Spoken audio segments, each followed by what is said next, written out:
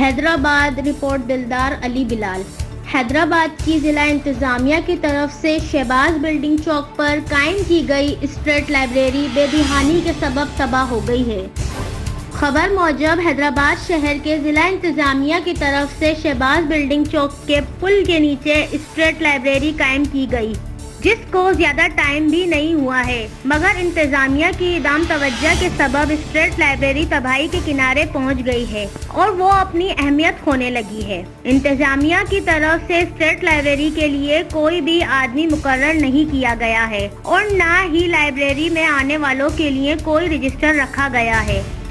سندھ کے ادیبوں اور شاعروں نے اس اسٹریٹ لائبریری کے قائم ہونے پر ضلع انتظامیہ کی بڑی تعریف کی تھی۔ وہ کتاب بھی اس اسٹریٹ لائبریری کو ڈونیٹ کرنا چاہتے تھے، مگر ضلع انتظامیہ کی طرف سے وہ کتابیں حاصل کرنے کے لیے کوئی بھی اقدام اٹھائے نہیں گئے۔ اس اسٹریٹ لائبریری میں پانی اور صفائی کا کوئی بھی انتظام نہیں کیا گیا ہے۔ صفائی کی بھی حالت بہت خراب ہے۔ اسٹریٹ لائبریری میں کتاب رکھنے کی بھی گنجائش بہت کم ہے۔ جو بھی الماریاں موجود ہیں وہ کتابوں سے بھری پڑی ہیں۔ لائبریری میں آنے والے اسٹوڈنٹ کی تعداد بہت کم ہے، جس کی وجہ سے اس لائبریری کو توجہ نہ دینے پر ادھر خالی بینچوں پر ہیروئینوں نے اپنی عامہ جگہ بنا لی ہے اور ہر وقت ادھر بینچوں پر ہیروئینی سوئے ہوئے رہتے ہیں۔ انتظامیہ کو چاہیے کہ شاگردوں میں اسٹریٹ لائبریری کے لیے آگاہی مہم چلایا جائے، جس سے اسٹوڈنٹ اس اسٹریٹ لائبریری سے فائدہ حاصل کر سکیں۔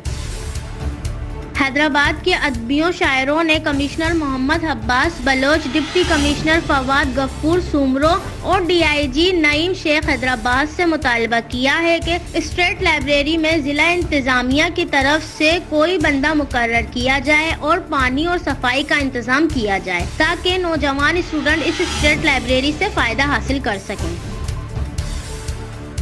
HRJD نیوز سے فی الحال اتنا ہی۔ مزید اپڈیٹس اور خبروں کے لیے دیکھتے رہیے HRJD نیوز۔